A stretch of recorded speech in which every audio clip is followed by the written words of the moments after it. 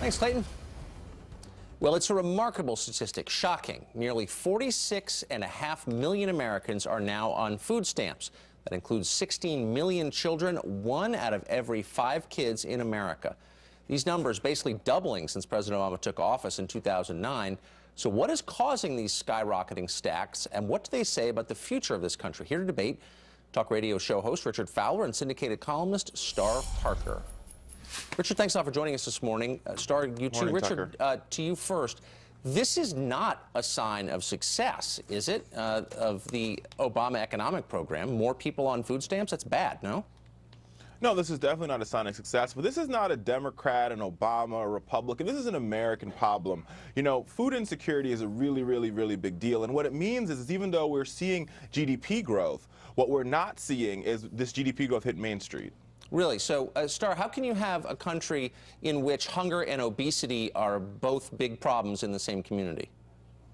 Well, one problem with the food stamp program is that it's no longer a stamp. It is a SNAP benefit on an EBT card. So what has seeped into our society, into our American psyche, is one person, a single mom, for instance, will say, I'll buy my kid their McDonald's, you buy my kid their veggies.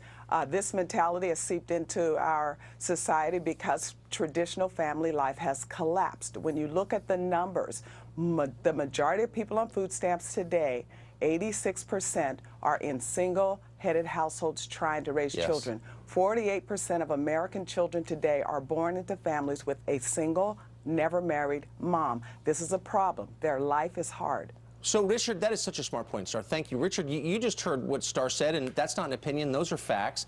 Every sociologist agrees that growing up in a single parent household makes your life harder and poorer. Why does the president, why has he not a single time encouraged people to get married when they have kids? Well, listen, I don't think this is about marriage or traditional family, Tucker. I'm from a single-family household, and I've managed to be very successful. I think what this is about is finding a way to help people pull themselves up by their bootstraps.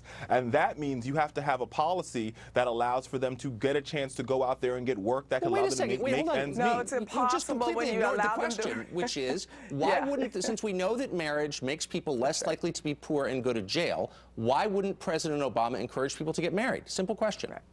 But marriage is not something that the federal policy can sort of encourage. What we need to do is create jobs in the economy, and we have to make ends meet.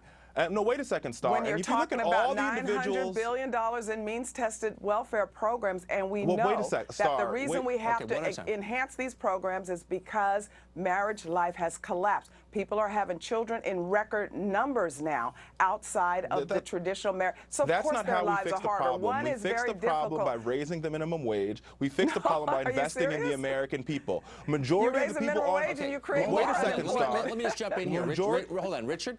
Why would the Obama administration advertise for food stamps among college students and potential immigrants in Mexico? In Mexico, they're advertising, come to the United States and want food stamps. Because Why would that's they another do that? thing that has changed.